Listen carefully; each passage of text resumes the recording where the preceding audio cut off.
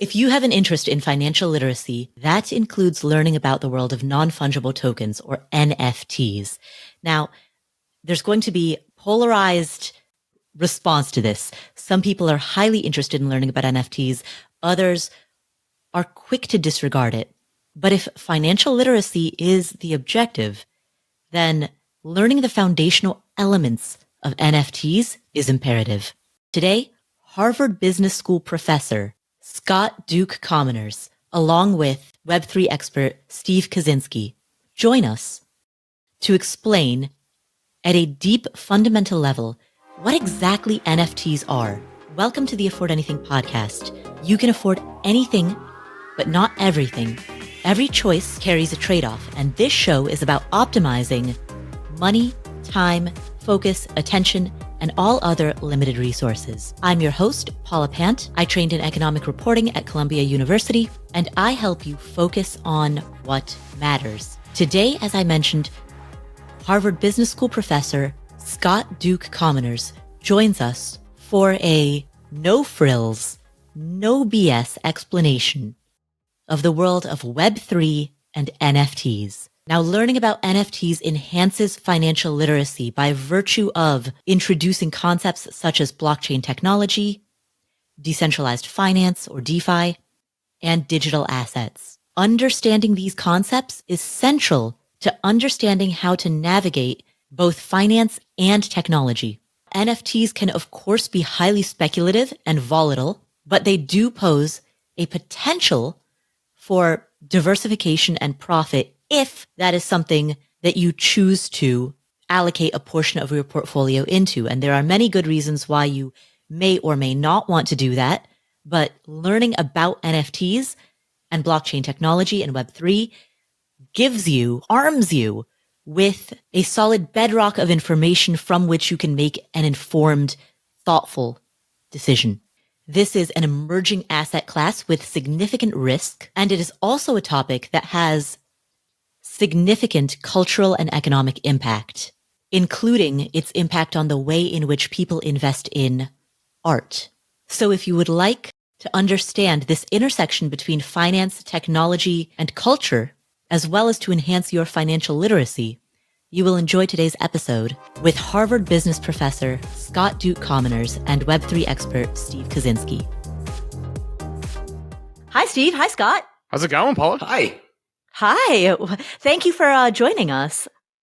You know, it's rare for me to have two guests on the show at the same time, so I would love for each of you to introduce yourselves one at a time before we dive into today's very deep conversation about NFTs and Web3. I'm Scott Commoners. I teach at Harvard Business School in the Entrepreneurial Management Unit. I teach Making Markets, our course about marketplace design, and then just recently co-launched our first ever course on Web3 called Building Web3 Business. And then I'm also a research partner at A16Z Crypto, where I work with sort of a team of other researchers and broader collaboration with the firm and on foundational questions in crypto and crypto marketplace design. We co-authored the first ever Harvard Business Review article on NFTs a couple of years ago, and then we've just finished and published The Everything Token, which is a book that talks about what NFTs, how they create value, and then how you can build businesses around them and or build them into your businesses. Also, quick disclaimer and disclosure note. Steve and I both collect and hold digital assets of various forms, including lots and lots of NFTs. And we also advise companies in the space and sort of help them think about their business challenges and puzzles. Also, A16Z is a registered investment advisor with the Securities and Exchange Commission. So none of this is, business, legal, tax, or investment advice. My name is Steve Kaczynski. My experience in Web3 and NFTs was I started there full time a couple of years ago. I host a daily morning show where we cover the news of the day called Coffee with Captain. Scott and I co-authored the first Harvard Business Review article about NFTs together in November of 2021. I also do consulting, including working with Starbucks as the community lead on Starbucks Odyssey, their Web3 NFT program, as well as a brand that's native to Web3 called Doodles. And of course, recently co-authored the Everything Token with Scott.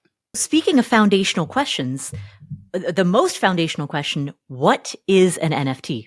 It's sort of a record that says you, and we'll talk about what the you is in a second, own this digital asset, and that can then be attached to other information or media, right? So it's a digital deed to an associated image, or it could be a physical good. This is a digital deed to either the right to claim a physical item, right? You have a digital deed to a hoodie you can later collect from whoever's selling it. We've even occasionally seen like NFTs used to exchange things like houses, like, digital deed that's actually acting like a transfer of a deed. Then the other thing to think about is like, what does it mean to say you own a digital record? We've had digital goods of a form for years, right? There's been music files on computers and like your iTunes account or your Spotify. We have lots of images we've, of course, stored in all the social media platforms under the sun, right? My Facebook profile is just full of images and so forth. But the difference is that in those contexts, it's actually very hard to define property rights. So like in digital goods, pre-NFTs, it's been really hard to sort of say what it means to actually own something, right? If I own a digital image, or rather I have a digital image on my computer and I say I want to sell it to you or transfer it to you, give you ownership of it, what does that even mean? If I email you a copy, I still have a copy on my computer, presumably. And then maybe you trust me not to resell it because I'm the original seller. But then if you want to sell it to somebody else, how do they trust that you're going to delete the copy? And like, how do you even know who owns what? It's been very difficult to do market design around digital goods for precisely this reason, that when using or accessing the good is sort of the same as copying it, you can't really define an owner very precisely. And so NFTs, oh, by the way, the term stands for non-fungible token. Non-fungible in the sense that like each one is individually distinct. A non-fungible token is a way of creating essentially like a ledger record that is a token. It represents ownership. It's a thing that can be passed from one person to another, or stored in your personal account. And you can verify consistently who owns it. And so when I instantiate, I create a non-fungible token associated to an image, what I'm really doing is saying, look, I am creating an asset, a digital record, that whoever owns this digital record, they have a computer account that controls the record and can determine how it's used and can verify that they are the owner. They, as the owner of, sort of the record, also own the image. In the same way that like when you write a paper deed to say you own this piece of physical property, it's standing in for being able to just like hand someone the property because it's kind of hard to hand someone a house. Yeah, and I would just very quickly build on that with an analogy that we really like. Imagine you go to a museum and you see a beautiful painting on the wall. That painting is worth a tremendous amount of money. Now, you can take a picture of that painting, but that picture is not worth anything at all. You could buy a print in the gift shop, and it's not worth really anything at all either. The reason why the one on the wall is worth so much money is because the museum owns it, it's the original, and they can prove both of those things. And up until recently, it was impossible or nearly impossible without a tremendous amount of effort to prove the ownership of digital property. But now, to Scott's point, owning those digital property rights actually leads to so many applications that could fundamentally disrupt a variety of industries, almost everything we can possibly think of on Earth right now. How do NFTs differ from other forms of blockchain technology? Because my understanding is that blockchain technology is fundamentally a record-keeping methodology, and that on blockchain, you can have a ledger in which you record transactions and record ownership rights.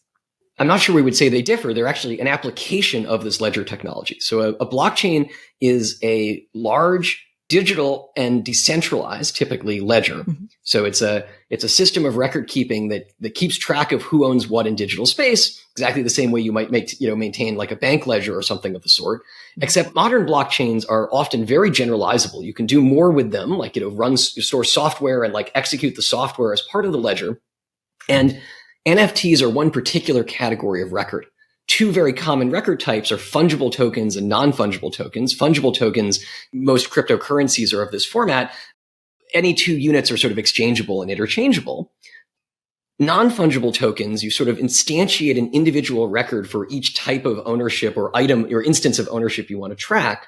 And then the ledger, indeed, exactly as you say, keeps track of who owns it. And that's what enables this sort of synchrony and clarity of ownership, right? If I have an NFT and then I send it to Steve, right? Maybe it's a NFT associated to an image, or it could be an NFT associated with a digital ticket, right? I got a ticket to a concert, but it turns out I can't go. So I send my ticket to Steve. The blockchain ledger records securely and verifiably that the digital ownership record in my account has been transferred to Steve's account. And many of the most popular blockchains today have the additional feature of being public, right? So anybody who wants can verify this. And so, for example, if somebody just wanted to, give out, a restaurant discount or something to, you're a restaurant right next to the concert venue and you wanted to give out a discount to anybody who had a ticket, you could verify ticket ownership in the same way you could look at a physical ticket. You can verify that these digital tickets are real using the blockchain without having to interact with the venue or with Ticketmaster or whoever. And so it captures actually a lot of that, intuitive interaction and third-party opportunity that physical tickets have. And then the other thing, just sort of thinking again about the way the ledger works here, because blockchains are fundamentally like software platforms, and by design they're interoperable, which means you can use what's on them across many different platforms. They're technology standards. An individual can on their website interact with the stuff that's on the blockchain. You can create higher order and like more generalized experiences on top of blockchain records. This idea of like the NFT staircase, they start with simple ownership, but because they live on these big public interoperable software databases, you can actually build more and more on top of them in a way that creates additional value. It's like the fungible versus non-fungible is like, hey, I could trade you $1 for $1, 1 grain of rice for 1 grain of rice, 1 Bitcoin for 1 Bitcoin. But you wouldn't trade me your puppy for my puppy because your puppy is non-fungible. That's your dog. And so, when you think about it that way, or my ticket, like if you have a front row ticket to a concert, it is non-fungible to the ticket in the upper deck. And in many ways, that's a distinction between, sort of like maybe think of a fungible general admission ticket. And once you start to think about those applications, it opens up why you care about owning maybe one of these versus, say, trading 1 Bitcoin for another Bitcoin or anything else. Let's say that you have in the physical world, you have a home that is valued at $300,000. Mm-hmm. The cash value of that home, $300,000, that is fungible. The same 300,000 pile of 300,000 single dollar bills is exchangeable for any other pile of 300,000 single dollar bills, right? Yep. By contrast, that particular home, which your grandma lived in, is non-fungible. It's a tremendous analogy, actually. Beautiful analogy. I was about to say, I love this. The non-fungibility, you can also see where differences in value might come from, right? So if it's the house that your grandmother lived in, you might put strong idiosyncratic value and want to own that house and want to own the associated deed to that house more than some other house and more than other people would value this particular house. And so it's very much like NFTs are about property rights. They're about giving digital goods the same type of property infrastructure that we have for physical goods, and then enabling people to acquire those goods and make use of them in digital space. Can you elaborate on the NFT staircase? We've established that an NFT is a digital record of some unique digital asset. But how then can a staircase get built that layers additional value on top of that? This is one of the wonderful parts about it, is that it is a flexible brand asset because it is software. So right now, we'll kind of build it out with maybe the ticket example as one. To give you the steps, and then we'll kind of go up them, you have ownership, which is the basic function of the blockchain. It proves infallible digital ownership through blockchains. Then you have utility, which are things you can build on top of them. Then you have identity, something that you maybe tie to that. Then we have community, and then finally we have evolution. And, the way it sort of like builds up the staircase, I would say is very different than, say, the way a ticket is used now. So right now when you use a ticket, maybe you go in, you scan that QR code, and then you throw it away. Like that's the end of the use of the ticket. But right now the way a ticket works is obviously you own the ticket, right? You then have the utility of going to the event, right? That is something you do. But really, think about any sports team you like. You probably have a little bit of an identity tied to them, right? I went to The Ohio State University. I love the football team. So I have an identity tied around it. And when you elevate to community, if I'm walking through the Denver airport and I see someone with an Ohio State shirt, I will yell OH. They will yell IO. We've never met. We'll never meet again. They could be a good person. They could be a bad person. I don't know. But that community, always, by the way, wanted to be in an airport with Steve to watch this happen. Like, I've heard versions of this story before. I'm so curious. Sorry, go ahead, Steve. Oh, and it's absolutely happened. But what makes it great is like that's why I want to say you start to talk about like the flexibility of it, and it's like, okay, like Scott's example where let's say you have this identity and this community tied around it, but maybe a bar that's across the street from the Ohio Stadium or in the same neighborhood, because it's obviously on a campus, says we want to be the bar of anybody who has season tickets to Ohio State. So maybe that NFT being a valuable thing, instead of being a punch ticket or a QR code you throw away, they would say, walk into this bar, scan it, and you get access to a special area because you are a season ticket holder and we are forming the community of Ohio State. You could picture the same thing in any sports team. Similarly, if you're not a sports fan, an example we sometimes like to use is like, think about theater, right? Like I'm a theater fan. Like I love Broadway. I went to see Hamilton. It was one of the, best things I've ever seen live. Well, if Lin-Manuel Miranda said, hey, when I did the Heights, I was still coming up and people were figuring me out, he could say anybody who went to the Heights can now cut the line and get to go to Hamilton. I'm able to let you get access to that because we can verify infallibly you bought this ticket, you own this ticket, or even take it a step back. Don't like Broadway? Most popular artist in the world right now is Taylor Swift. If you want to go to a Taylor Swift concert, you're probably buying on secondary from somebody who bought at a drop and is gouging you on secondary. But if she had NFTs to her top fans, she would be able to give them first access and even other access, like an opportunity to buy exclusive merchandise. So you can quickly see how this identity, community, and this brand building can be built on top of it. And then to touch on the evolution part of it, what's great about NFTs is when you own them, because of that identity and community aspect, you inherently have a feeling about it that you want to see it succeed. To use the sports team example, if you see that the coach isn't doing a good job, people are online yelling for his job, which I'm not necessarily advocating for, but it's because you want that team to improve. What an NFT holder will do is they will give you the answers to a focus group question without you even having to ask them, because they know what they want to see as somebody who is a fan of your brand.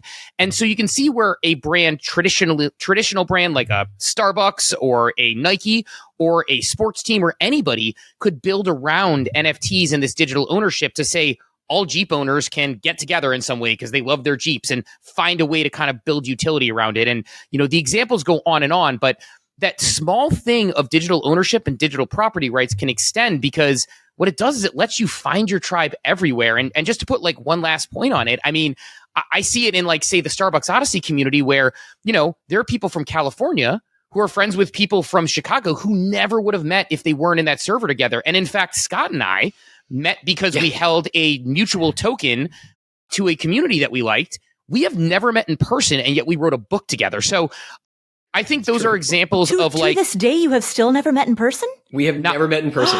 We've been on like literally thousands of hours of Zoom calls, but we have never actually met in person. Wow. And I think it's the perfect example of like NFTs where we found something that we liked. It had utility we liked. We built a sense of identity around it. We met in a community shared space, which was a ex-Twitter space that we met online in. We became friends. And then we wrote a book together. And it's the example of like how these things can all sort of coalesce into one. So we are a living example of the NFT staircase, but that's kind of how it can turn from just a thing you own and it's more than just a monkey picture on the internet. It's an entire brand asset that you can build around. Right. So in all of those examples that you gave, when I'm imagining Taylor Swifties, right? Or Broadway fans or sports fans, for that to really permeate into the culture of everyday life, there would have to be mass adoption, mass use of NFTs from the average individual.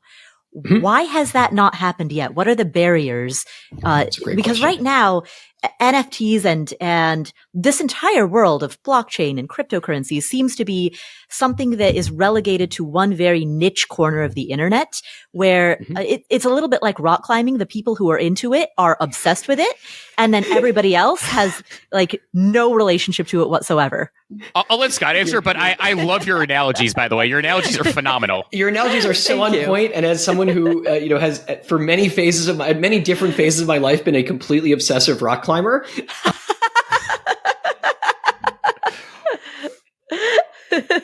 Perfect analogy. So first of all, your question is sort of like why, why mass adoption hasn't happened. And I'll talk about that in a second. But I do want to point out that one of the things that's sort of magical about Web3 is that there's a different paradigm of accounts. Like what you as a user have is different from what you have in Web 2 and sort of classic internet platforms. And classic internet platforms, and every website you go to, whether it's, a social media platform or, a shopping site or something, you have basically a separate account. We're starting to see, by the way, a small number of cross-cutting accounts. Like if you think about like Shop Pay. So a lot of independent retailers now use Shop Pay for their checkout flow, and Shop will store your checkout information. And so when you land at another Shop Pay retailer, it'll just text you a confirmation code and import all of your payment information, right? And that's pretty cool, right? That saves a lot of time. You don't have to like create a separate payment account on this website you might never go back to, because you have one sort of master payment account that can be used on many different websites. Web3 is sort of a generalization of that idea. You control a set of digital accounts, which are often called wallets.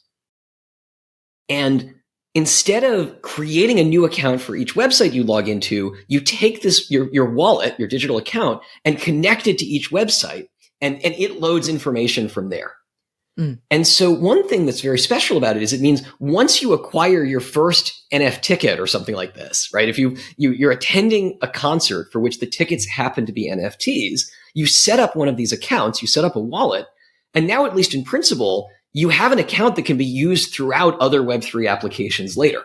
And so there's sort of like a potential for a much stronger flywheel there on some dimension, because Steve and I just wrote an article about this in Project Syndicate recently, that once you join into one of these Web3 applications, so if you acquire an NFT for some reason, now suddenly you can have and use NFTs for other reasons. And indeed, that ticket you have, you can start engaging in all sorts of various activities built on top of it. If, some fan creates an online fan channel for everyone who holds, a season ticket pass, you can take your season ticket pass and just like directly port it over there without having to do any additional effort. You just, basically use your wallet login to log into the chat channel. To make an analogy on that, it's like I used to work with Nestle, and Hot Pockets is one of our brands. And one of my favorite examples is like Hot Pockets, unsurprisingly, targets gamers, right? They want to talk to gamers. They sponsor NRG, which is this big gaming team, which is like a giant sponsorship approach. And they would still certainly do that. But imagine if Hot Pockets wanted to know people were absolutely positively gamers. Well, what if they said everybody who bought the most recent Fortnite skin can connect that wallet, because that's where the Fortnite skin exists, to their website and get a 20% discount? Like, it's that like simple for the brand building to say, now we can with certainty say the person making this purchase is into gaming, because we know for a fact, rather than, hey, this person might happen to stumble upon the gaming team, or maybe they'll see it, maybe they won't. It's, we know that they're gaming right now actively and spending money in the ecosystem. But Scott, I'll let you continue. No, you're exactly right. So as Steve's saying, like Hot Pockets, if they're trying to market to gamers, what they have to do right now is very abstract, right? They like go to a web platform like Facebook and they say, look, we're trying to market to gamers, and Facebook will tell them something like, okay, you're looking for, 20 to 35-year-olds in these demographics. Or they'll tell you something that lets you sort of target the gamers in this very abstract and indirect way. Or if you're really lucky, Facebook will know, oh, this person's active in these gaming groups. But wouldn't it be nicer if Hot Pockets could just say, look, if you're an active gamer, come to our site, connect your gaming account, and we're going to like give you rewards based on the stuff you've collected, right? That would be like a so much more direct, like no intermediary, and actually answering the question that they're trying to answer in the first place, rather than having to sort of vector into it in this abstract way. But okay, so if it has all this value, why aren't people doing it? So there are a bunch of challenges. First of all, we talk about this a lot in the book. First of all, Web3 technology is currently very early. And you're like, well, it's been around for 10 years, hasn't it? But the internet 10 years in was also early, right? If we think about relative to what people do with the internet now, and like all the ways it's embedded in our lives, right? The internet preceded smartphones by a wide margin, and smartphones are how a lot of us interact with much of the internet today. Web3 tech is early, and in particular, for many people and for many applications that exist on the technology today, you have to interact very close to the rails of the system. It's very inaccessible to the average user because you have to understand the technology of what's going on. You have to sort of understand how the blockchain works and like how you interact with it. How do you basically, in effect, send a message to the ledger telling it to do an update and so forth? You're not like writing computer code to do this, but you're still, interacting with things that come out in like binary strings and stuff. It's confusing. We're like in the Linux era right now. Yeah, we're sort of in a Linux era. By the way, remember, Linux is actually, there was a Linux era, but we also live in the Linux era today, right? The open source Linux platform basically won a lot of the like server and platform wars. And so there's a sense in which, it was previously like it was the domain of people who were really into these like open source and like sort of rails of the system projects. But actually the fact that it was this big open source ecosystem actually enabled it to create a lot of value. And they're sort of in the Linux era. And there's a second challenge on top of that. And especially as a side note, so much of crypto to this point has been financialized that there's also, sort of an accessibility problem on that dimension, right? Like a lot of the early experimental NFT products were things that were very, by design, like sort of were very small supply. They were, and they became very quickly expensive, right? For better or worse, right? And so not only did you need a lot of technical understanding and savvy and experience to be able to interact with this market, but for many people also, you needed a fair amount of financial capital. All of these things, made it very hard to access. But we also think, at least Steve and I hope that these are all very non-equilibrium phenomena. And when we talk in the book, like, what are digital goods really? Like, what are the digital goods we like mostly like to collect? We collect, songs, song tracks and souvenirs, and we're imagining that like people will get NFTs when they go to national parks, right? Those like national park stamp passports. This is like a digitally native version of that, and you'll be paying $1 or $2 for them. And we're already seeing the market starting to move towards these like much more mass market digital collectible products and so forth. And then there's one other big challenge here, which is that in part because the technology is running so close to the rails, it lacks a lot of the protections that consumers are used to for other consumer internet products. Right? Like if I transfer an NFT to the wrong address, and indeed, if like I go to like an NFT platform and I want to like send an NFT to someone, I will often get like a warning, NFT transferred to wrong address cannot be recovered. It's like you put a thing in the mail with the wrong address on it and like, it's probably gone. Mm-hmm.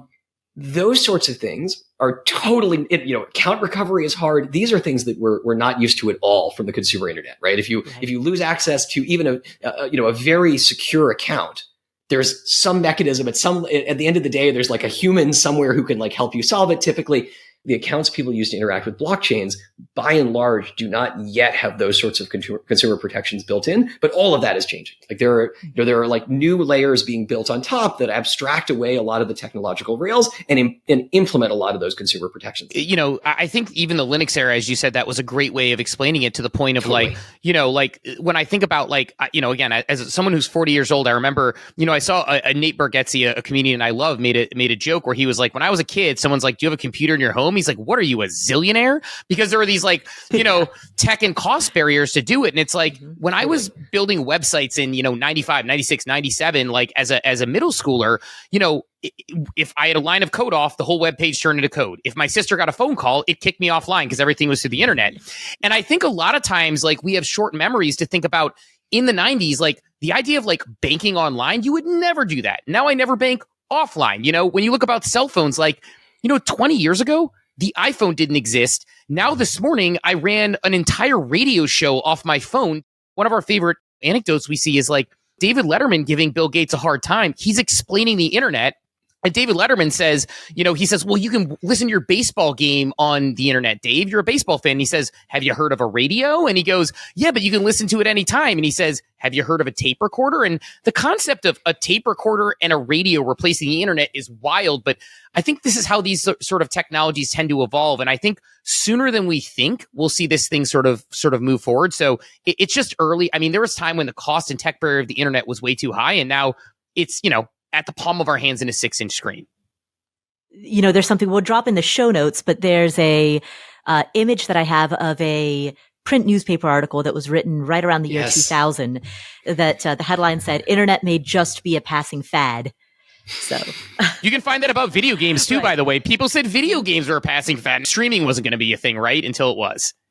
Right. Now I'm going to repeat back some of the things I've heard to make sure that I'm understanding it Please. correctly. So, as you talk about the fact that this is right now a little bit inaccessible, you need to be technical, you need to be close to the rails of it.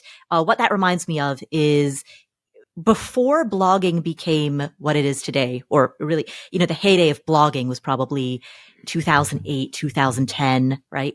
And that was largely because there were programs like WordPress that made blogging accessible to people who are people like me who are not tech savvy. In the personal finance space, one of the biggest and earliest personal finance bloggers is a guy by the name of JD Roth, very, very good friend of mine. But part of the reason that he was early to personal finance blogging is because he started doing it in the days when you had to hard code every blog post. Few people were blogging back then.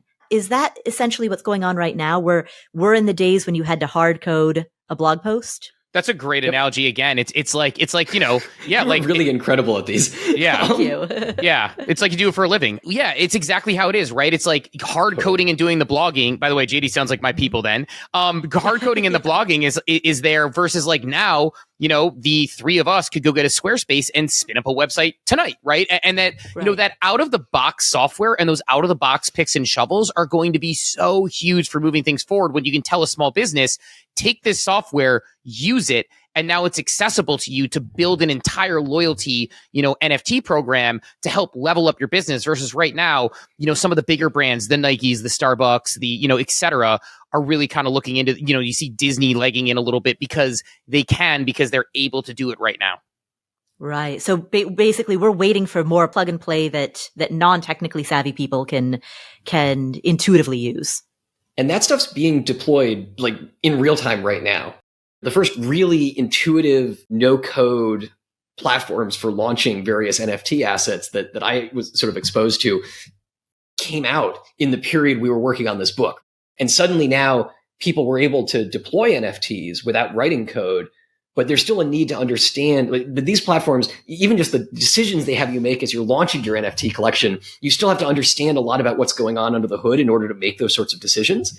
And so and then yet just very recently, we're seeing like a whole nother layer of abstraction being built on top of it. So I do think it's the blogging analogy very apt. There was sort of you write your blog by hand that, sort of via HTML, then it was like WYSIWYG editors, and then there's, WordPress and so forth. And so we're maybe now in the WYSIWYG era and hoping to get to WordPress soon. Right. To the second thing that you talked about, which is the lack of security. I bought a few years ago, I got a cold storage wallet for some cryptocurrency that I held. And for the people who are listening, that just means that it's a digital wallet that is disconnected from the internet. And I remember when I read the terms and conditions, it essentially said like, if you lose the password, may God have mercy on your soul, right? I mean, those were basically the T's and C's that I had to agree to. And I remember talking to my best friend who is a software programmer. And I know we're talking about NFTs and not crypto specifically, but in this conversation, she was saying, I don't think crypto will ever be part of our daily lives because the only way to keep it truly secure is by putting it in cold storage. And if you lose this I lose physical things all the time. I can barely keep track of, I lost my Aura ring this morning and it is literally supposed to be on my finger, so given that that's where the market is right now, how can this security problem be improved? I think there's a couple things, and I think there are like certain softwares being built. Like there's a software called Wallet Guard, for example, that it's an extension in the current like existing, market where you install on your computer. And when you go to make a transaction, it will warn you if things seem malicious. It will warn you if things seem wrong. So it's like just an extra layer of security to slow you down and say, hey, you think this is a real link, but it's not. We've actually seen recently some people getting hacked and and pushing supposedly to a platform called NBA Top Shot, which is a digital collectible for sort of basketball, almost digital basketball cards, but they're live moments. And, these people have been getting hacked and sending people there. Well, if you were connecting a wallet to that and you had Wallet Guard, it would warn you that this is a malicious site. Don't connect your wallet to it. So things like that exist. You mentioned the cold storage. That is a example of a key where you need to be physically present to approve something in your hand before you do it. And I think these sorts of levels of security will improve, but also there are custodial options where you can hold cryptocurrency. Coinbase says, hey, hold it here. And yes, you still have to trust Coinbase the same way you would trust a bank with your money. But, there are ones like that and others that exist the same way. So I'll actually be curious to get Scott's thought on this, because I don't know if we've ever talked about it. I think most people are more comfortable with a custodial option where, if you're, say, Nestle and you set up a program like this, or you're DiGiorno pizza and you do, I think most people aren't going to want to say, I want to set up my own non-custodial wallet where I control all these assets and need a cold wallet. I think they're going to say, Nestle, we trust you to find a custodial partner who can hold those, say, on your website without having to think about it. Because I think the goal, generally speaking, is the blockchain disappears into the background and it becomes the software that powers it, much like a QR code, as I mentioned earlier. I mean, that just powers the ticket. You don't say, let me go to the football game and grab my QR code. You say, let me go get my ticket. And I think similarly, you'll just call the asset what it is and say, oh, I just am part of, DiGiorno, I'm a DiGiorno Pizza Head or whatever they call, and you'll just be in their platform using it, and they'll set up a custodial option. So my inclination is that's the direction things go, more so than the self-custody option, even if that is an option. But Scott, I wonder if you kind of are aligned on that even. No, I totally agree. Also, I think it's important to note that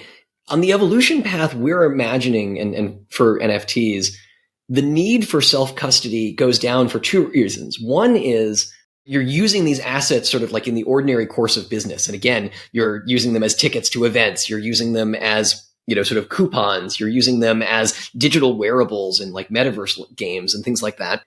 And so, having that, wrapped in a custodial platform of your choice, right? The power of Web3 is that account can be connected to many different places. You don't even have to self-custody the account to make it accessible to many other platforms. And moreover, ownership of your assets in the same way you can take money out of a bank, right? You can sort of take your money out of a bank and move it to a new bank account. It's possible to enable a custodial, like a managed wallet system that still enables you to take out all of your assets and move it to a different managed wallet system in the same way. Or even really sort of like move the underlying, it's even a little bit more precise than that. It's like you're sort of moving the underlying account pointers somehow. And so the uses we're going to see for these things are ones in which that type of architecture is often going to be, optimal, even just from a design perspective. And again, from the user experience perspective, I think also like very important. And moreover, as we see digital assets evolve into these broader and sort of like much more like everyday application domains, I think the concerns around, both the concerns around security are less, because like you're not invested in the same way, and nor are people necessarily going to, be as interested in trying to capture your stamps from your national park passport or something like that, right? It's like, this is again, sort of a phenomenon that is in, sort of very present in this, sort of very unstable equilibrium with a lot of people holding very large value assets of that sort of move around a lot. As these become sort of much more part of everyday applications, we're going to see them being managed through wallet platforms that look like a lot of the types of consumer applications we see today. They're going to be custodial, they're going to be intuitive, and they're going to have sort of better account recovery back-end options than sort of what you see, what you were describing for a hardware wallet. Right. And then again, they're going to be types of assets that are much more native and intuitive for that interaction type. As a footnote, there's also a lot of evolution, and neither Steve nor I are cryptographers, so we shouldn't really speak to this, but my understanding is that there's also a lot of evolution in questions like, how do you do account recovery? How do you do various forms of protection, even in these like self-custody solutions? As more people use the infrastructure and it needs to become more broadly accessible, even the hardened like base versions of these technologies, people understand you have to figure out ways to make them more usable for the ordinary consumer. With a custodial option, one risk is the risk that the underlying entity might collapse. And, we saw Voyager, for example, collapse. We've seen a lot of these custodians collapse. And when that happens, the depositors who had deposits in custodians that collapsed lost their deposits, right? Well, Voyager being a perfect example. what we've also seen is that there is generally mistrust of the banks. And so a couple of years ago, when Silicon Valley Bank collapsed and then First Republic, there's, Signature Bank and First Republic, when all of that went down, I remember at that time, I've started hearing from people in this audience who had deposits at very secure, well-established major banks like Chase Bank saying, hey, should I withdraw everything? People were panicking and people were ready to make bank runs, even with the collapse of just a couple of regional banks that were FDIC insured. So given the lack of FDIC protection, given the risk of custodial collapse, and given what that would mean to any depositors who are unlucky enough to be holding the bag, how do we safeguard against all of that? That's a great question. Neither Steve nor I are regulatory experts either, so we're not really qualified to speak to the precise details of how this should work. But at a high level, banks are regulated and insured. These sort of centralized or quasi-centralized, sort of entities dealing in the Web3 space, many of the centralized entities have actually sort of been, on the edge of regulation. But a common misconception about, the concept of a free market is that a free market is a market without rules, right? Like even Hayek didn't think a free market was a market without rules, right? To the contrary, Hayek thought the idea is to design the market so that the rules enable the market to be as free as possible in the sense that people can engage in the types of transactions and interactions they want. Regulation and disclosure and probably some degree of insurance, like all of these things are going to be very important for custodial solutions to become sort of broad and mainstream, especially to the extent that this borders on financial technology applications. I'm sure Ticketmaster is subject to some sort of rules around like what happens if tickets evaporate or somehow get extracted from the system. In all of these contexts, I think we need regulatory rules that make the system easier and better for consumers to use. And that's actually a necessary step, talking about this mass adoption, that's a necessary step to making this technology accessible and usable by everyone. The other thing that's kind of cool about it, like related to NFTs specifically, is in theory. So let's say that Jeep released NFTs to everybody who owned Jeep, to sort of showing they're a Jeep owner, because Jeep people love their Jeeps, right? And it's like figuring out how they can all get together. And let's say Jeep says, you know what? We don't want to build anything on top of this or maintain it. Well, if it's built on a blockchain that is publicly accessible, in theory, they could say, does anybody else want to pick this up? And it's very easy to transfer over. And Jeep doesn't lose anything. They continue to get the brand equity of having those out in the wild. And the person who's taking it over can take it over quite easily if they're willing to relinquish that sort of brand control, which is something that's not a super big ask if they're going to sunset it anyway, to say, hey, just prove your ownership tokens. It makes it a little bit easier for people to say, hey, we're shutting this thing down, but if anybody wants to take control of these tokens, they're on a public blockchain. So it actually makes it a little more accessible than, say, a program that's in a current digital scenario where it's like, let's say Jeep had a digital program completely built on a closed server and they shut it down. Transferring that to someone else will be a tremendous lift. Transferring a set of tokens that are on a blockchain to another group, well, it's not easy. I don't want to underplay that right now. It's a little bit easier and more realistic to say somebody saying, I am the biggest Jeep fan in the world. I own 74 Jeeps and I'm a multimillionaire. I want to run this thing. Someone could do that and then run the Jeep program all the same. So they actually have a little bit more ability to survive. And once they're on the blockchain, if they're not removed from the safe face of the earth because they're immutably there, someone theoretically could always build on top of them, even if the company gives up. So it's a unique property of NFTs that, we've seen brands where they haven't done particularly well. And then a really intrepid sort of, person comes and picks it up and takes it over and brings it to new success. Like we've already seen this in Web3. So it's certainly a doable thing where somebody could spin those off, even if a brand or a company goes with NFTs. So it has a different unique property there.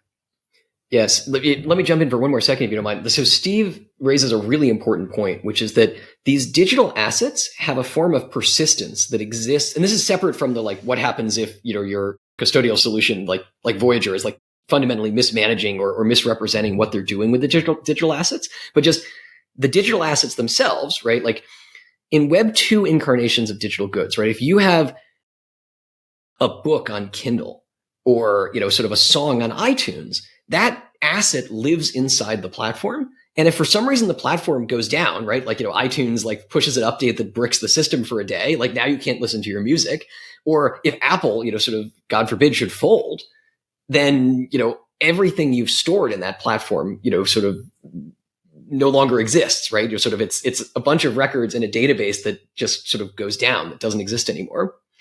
I'm sure Apple would do something to try and like transfer, information out or whatever. But fundamentally, the digital assets live in the platform. Pokemon Go is maybe a better example. The Pokemon you've collected. My brother's a huge Pokemon Go player. If Pokemon Go were to sunset tomorrow, those Pokemon would disappear, right? There's no life of them outside of the platform. But with NFTs, the digital asset, right, the record lives on a public, interoperable, decentralized ledger. And so if the creator like leaves the picture or whatever, the company that produced, if you had Pokemon NFTs and the Pokemon company went out of business, people would still be able to like play games with their Pokemon. They'd still be able to do things with them just like you can with Pokemon cards, right? If you have the Pokemon card, and indeed, Pokemon cards still going strong, but a different collectible card game from my childhood, Star Trek, TCG. Any Star Trek TCG fans out there? Let's go. Still a fan. The game is no longer being produced, but of course you can still play the game with the cards because you have the cards. And so blockchains give these assets a sort of, persistence that's very much like what we're used to with physical assets. And that means it's possible to wrap them with new platforms if, even if the original creator goes out of business or stops innovating on them. I want to define a term that we've been using throughout this conversation that we haven't actually paused to define, and that is Web3. So what is Web3? How does it differ from Web2? And also, was there ever a Web1? I should shout out a second book by one of my A16Z crypto colleagues, Chris Dixon, called Read, Write, Own, that is really sort of like this history of the internet that I'm about to borrow from a little bit here. So there definitely was a Web 1. There definitely was a Web 2, and we're sort of still in the middle of it. And then there's this Web 3. And these are often organized in what are called the read, write, and own eras. So read, the early internet, Web 1, basically, what did you have the ability to do as like an ordinary consumer on the internet? You could go around and like read stuff, right? You could go to a web page and see things that were on it. You could look up your, or your favorite finance blogger, your personal finance blogger or something. You can read their finance blog. But primarily the interaction was purely sort of consumption of information, unless you were the person, you were a business or the person creating the information that others were consuming. But it was sort of, the web was a platform for accessing information. The write phase, WRITE, so the writing phase was when you suddenly now had the ability to write content into it as well. It isn't read only, it's also now you can add. And so the consumer experience becomes sort of modern message boards and so forth. You interact with the sort of the content that you're consuming in some way. And you can sort of like write and communicate with others through the internet. And then own, sort of this Web 3 era, is, characterized by these sort of wallet accounts that we've been talking about, and you yourself own your digital assets. So in the right era, so in Web 2, what you created, all this content that individuals were creating on the internet, typically lived inside of walled garden platforms that sort of walled themselves against others, and to try and aggregate as much information inside of them as possible as a way of, making their business models grow, right? Sort of leveraging network effects to make the consumer experience. Think Facebook, they can show you better and better content, things you more want to see. And also they can show you better and better ads. And their competitive advantage in doing so is from having aggregated lots of people and learned lots of things about them, train predictive models to figure out what you should show whom. And that gets better the more people join. That's a network effect. As more people join the platform's ability to create value for each individual consumer goes up.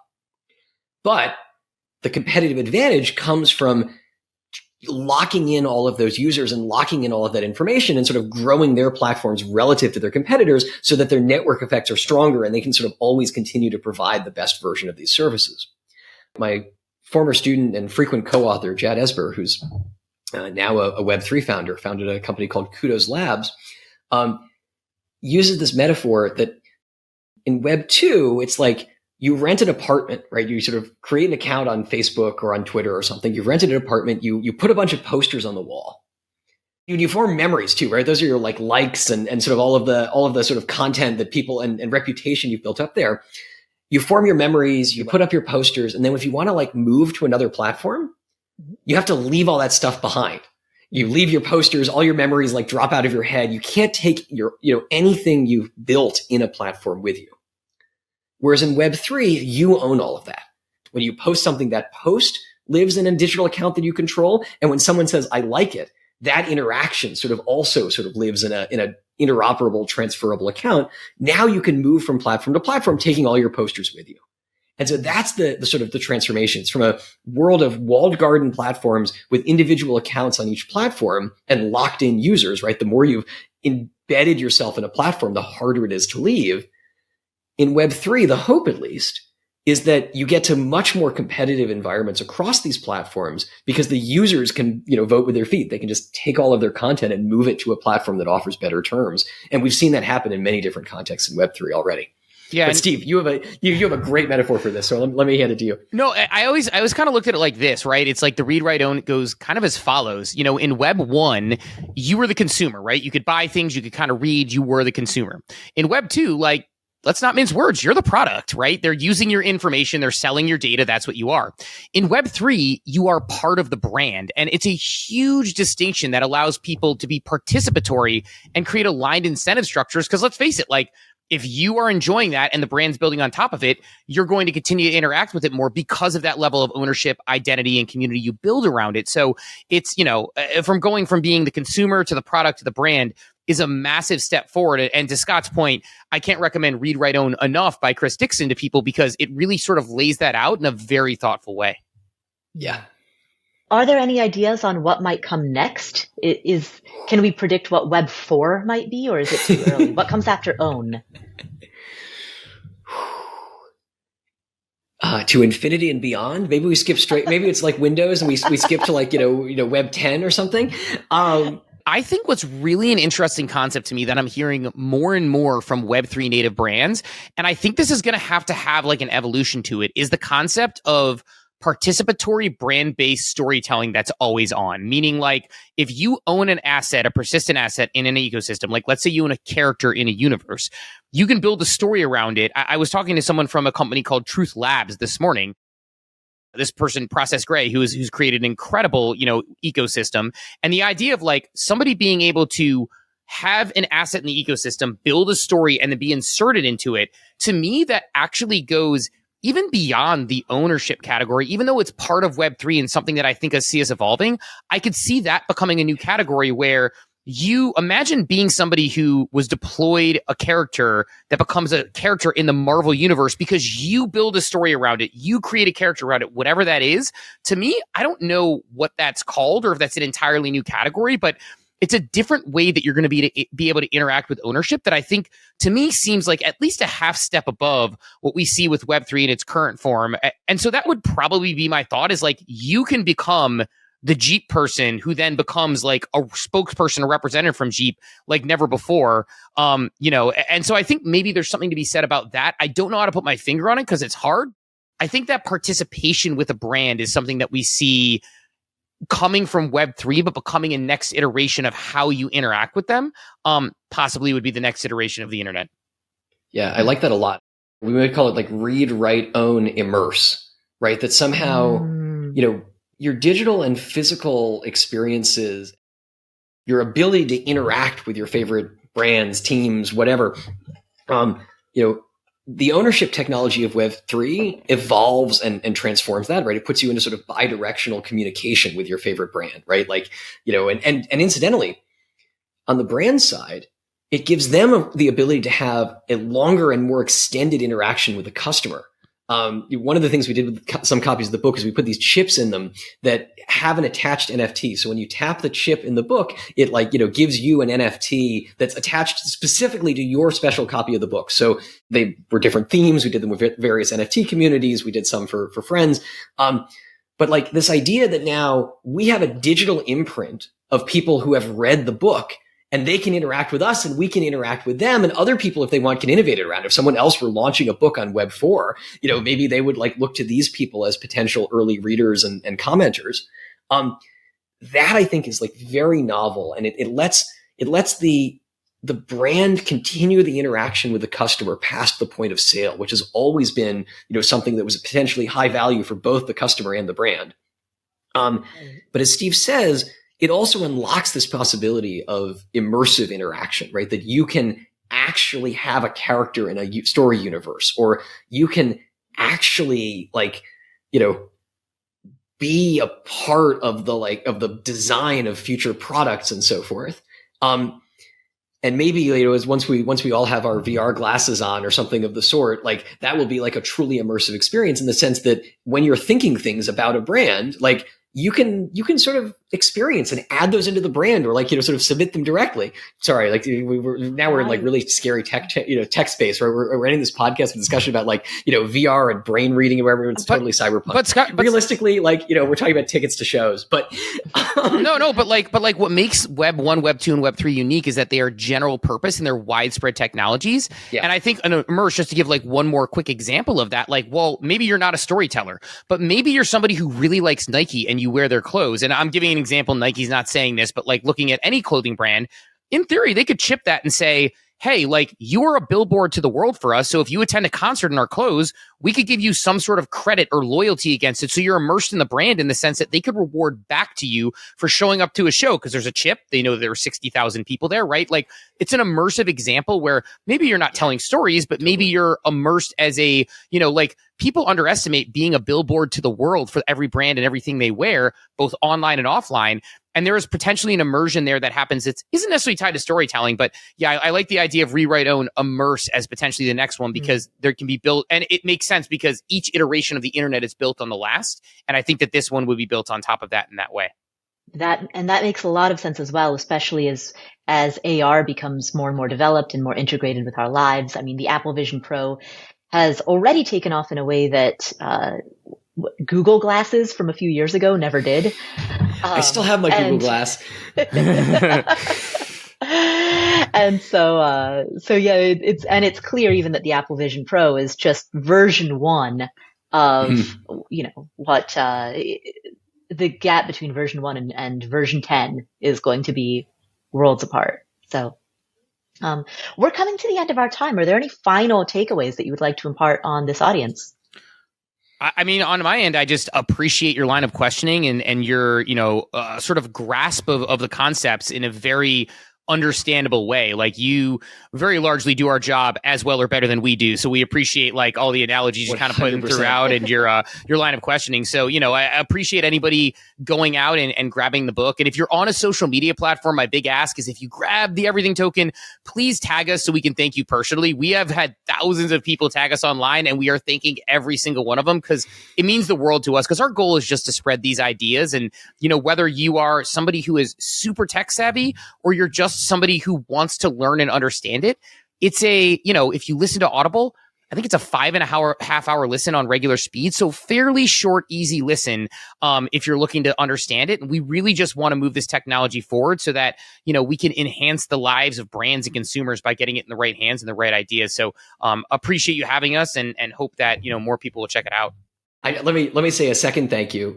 You've been an incredible host, and to the audience listening, you're awesome. And we're so excited that you're curious and want to learn more about this technology. And again, I mean, I think this is a space where intellectual curiosity has a lot of dividends because there's so much new and novelty being explored in Web3. Sort of it's a totally different paradigm for how we could have our interactions on the internet that in many ways, Steve and I, sort of believe and hope will make the sort of our experience as consumers and, sort of better and more aligned, right? Sort of the experience of being a consumer on the internet, with the platforms and brands you interact with, more alignment, more opportunity for value creation for all.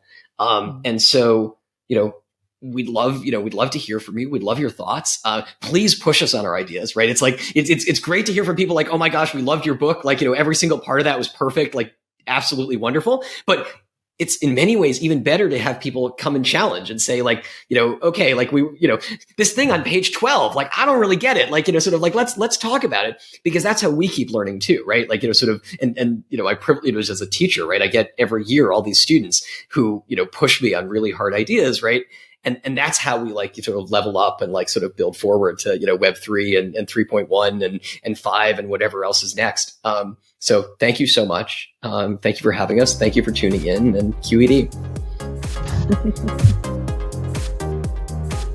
Thank you to Harvard Business School professor Scott Duke Commoners, as well as Web3 expert Steve Kaczynski. What are 3 key takeaways that we got from this discussion? Number 1, for the sake of financial literacy, you need to know what an NFT is. And the primary takeaway of this interview was to facilitate a foundational understanding of the root question, what is an NFT? The term stands for non-fungible token. Non-fungible in the sense that each one is individually distinct. A non-fungible token is a way of creating essentially like a ledger record that is a token. It represents ownership. It's a thing that can be passed from one person to another, or stored in your personal account. And you can verify consistently who owns it. Whoever owns this digital record, they have a computer account that controls the record and can determine how it's used and can verify that they are the owner. So it's a digital deed to an associated image, or it could be a physical good. And so an understanding of the fundamental root question, what is an NFT? That is the first key takeaway. Now, the second key takeaway. As a beginner, you hear a lot of terms, decentralized finance, cryptocurrency, digital ledger, Bitcoin, blockchain, NFTs, and it can be hard to parse through all of this new vocabulary. In the second key takeaway, Scott and Steve describe how NFTs are an application of blockchain technology. I'm not sure we would say they differ. They're actually an application of this ledger technology. So a blockchain is a large digital and decentralized, typically ledger. Mm-hmm. So it's a system of record keeping that keeps track of who owns what in digital space, exactly the same way you might maintain like a bank ledger or something of the sort. Mm-hmm. Except modern blockchains are often very generalizable. You can do more with them, like store software and like execute the software as part of the ledger. And NFTs are one particular category of record. 2 very common record types are fungible tokens and non-fungible tokens. Fungible tokens, most cryptocurrencies are of this format. Any 2 units are sort of exchangeable and interchangeable. Non-fungible tokens, you sort of instantiate an individual record for each type of ownership or item or instance of ownership you want to track. And then the ledger, indeed, exactly as you say, keeps track of who owns it. And so refining that understanding is the second key takeaway. Finally, key takeaway number 3.